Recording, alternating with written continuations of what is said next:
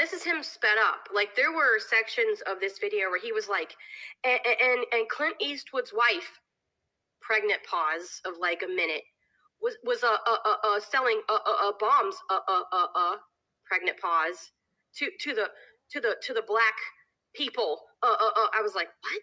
So I sped him up because he's funnier, but my God, bro. Like, clean up. This dude, I don't know. I took it out. He killed Johnny Cash. Come on. Clint Eastwood's wife selling bombs to the Black Panther Party. So now Clint Eastwood's wife is selling. What is happening? What is happening in this man's brain? OMG, Burnt Toast, you got me literally laughing out loud during rep lunch.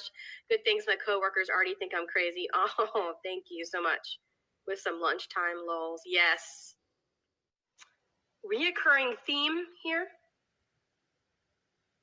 In almost every single one of his videos or streams, he talks about people's wankers, as he says.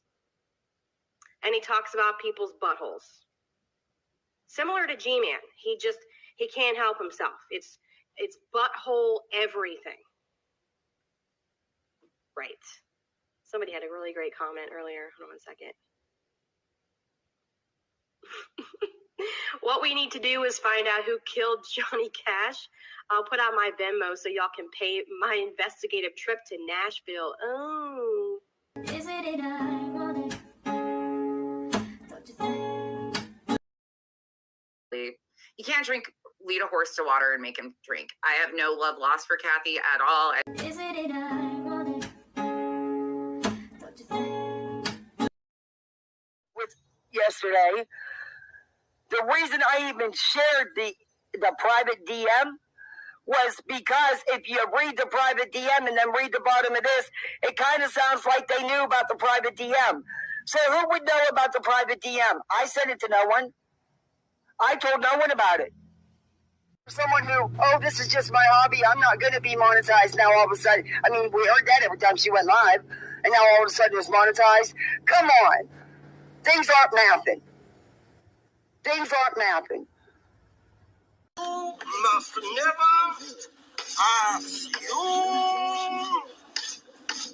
because when you assume, you make an ass out of you and me.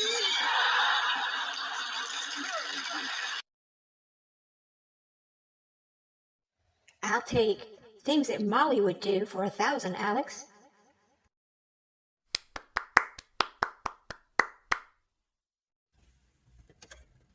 Receipts from a channel.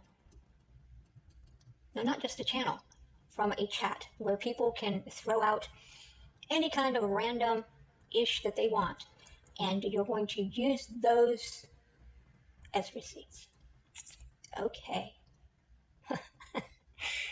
You know, I might say that I was hurt over some of the people that I saw in her chat commenting back things about me. People that I've done things for, people that I've always been respectful and nice to. But the really sad thing is, I'm not surprised. I mean, yeah, it bothers me. There's certain people that it bothers me.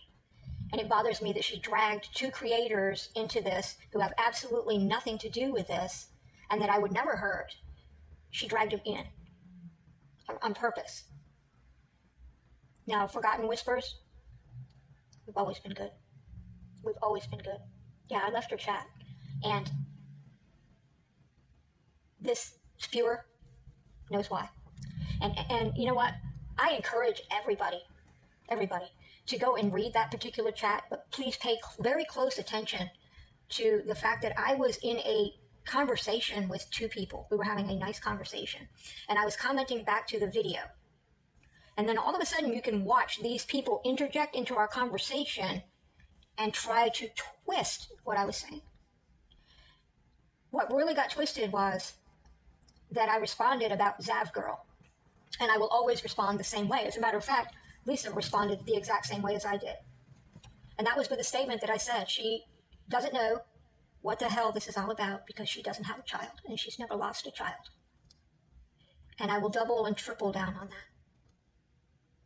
I said it, and then it was twisted. And I said it because I know. And I had every right to say it. But don't believe me.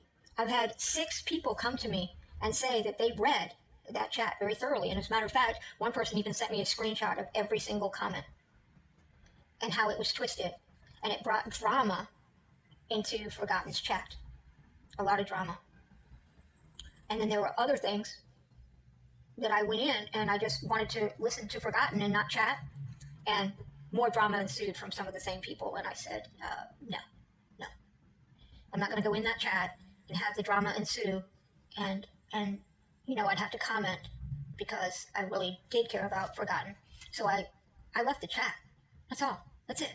And she wants to sit there and make something nefarious out of that.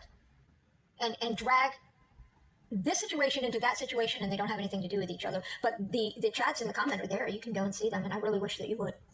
Isn't it ironic? Don't you think? Supposedly all about facts. Supposedly all about receipts and fairness and all of that. Yeah.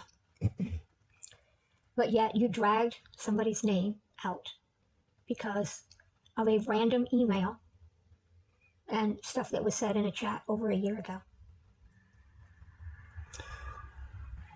Some of those comments in that chat were clones. Some of those people, one name in particular, that was commenting all the bad stuff, was actually one of the people who stalked and eventually harmed Doug. That was revealed in the investigation. And as a matter of fact, that evidence about these people and them cloning accounts and then making up multiple fake accounts to harass Doug and troll Doug came out in the investigation. And even though they were trying to convince him that it was not just me, but other people who really cared about him, the investigators found out that who it was. But you brought it back out, even though it hasn't gone to court. But you don't care. You don't care about that because you needed it to mold into your narrative. And this person who sent you that email, I know who she is. She was in Sonia's group. She was in Sonia's group, who is Betty's mod, who started the scam of Doug while he was in a coma. And that was all revealed and uncovered with real receipts. Real receipts, not chats, not random emails. She was also in there helping to spread the vicious rumors that hurt Doug and the person he rides with when they read them.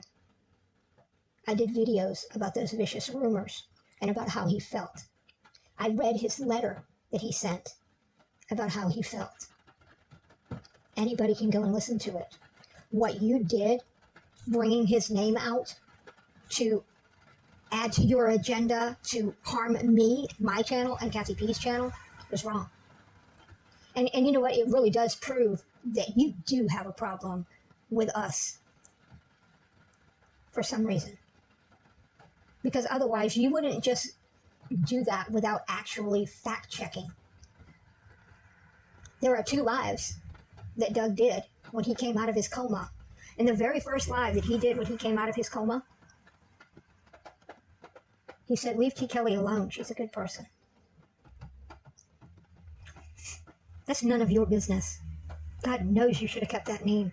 But it's a good thing you didn't, because you can't. It's obvious that you can't. Because this is none of your business. And the person who sent you that email, it's none of her business. I was friends with Doug for over 2 years. And I had people who wanted me to out his private messages when he was in a coma. They offered to pay. They offered me all kinds of shit to come up on panel and read his private messages. And I never have. And I never will.